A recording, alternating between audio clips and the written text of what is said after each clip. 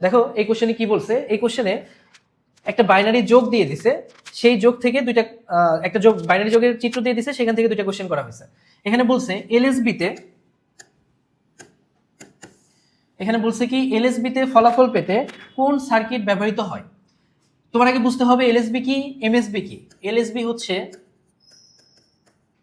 List significant bit, আর MSB হচ্ছে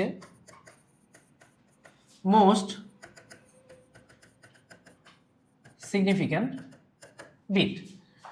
এটা হচ্ছে সবচেয়ে কম গুরুত্বপূর্ণ অঙ্ক, আর এমএসবি হচ্ছে সবচেয়ে বেশি গুরুত্বপূর্ণ অঙ্ক।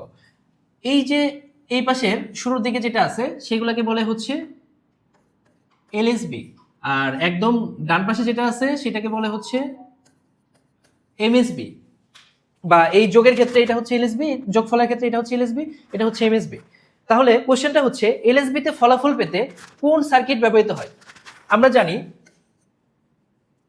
হাফ অ্যাডার হচ্ছে এবং ফুল অ্যাডার হচ্ছে যোগ করে, হাফ অ্যাডার হচ্ছে 2টা বিট যোগ করে, আর ফুল অ্যাডার হচ্ছে 3টা বিট যোগ করে। তাহলে আমাদের এনকোডার বাদ ডিকোডার বাদ হয় হাফ অ্যাডার হবে নয় ফুল অ্যাডার হবে। দেখো এলএসবি তে কয়টা বিট যোগ হয়েছে, 2টা বিট যোগ হয়েছে। আমরা জানি কি 2টা বিট যোগ হলে সেটাকে আমরা কি বলি, সেটাকে আমরা বলি হচ্ছে হাফ অ্যাডার।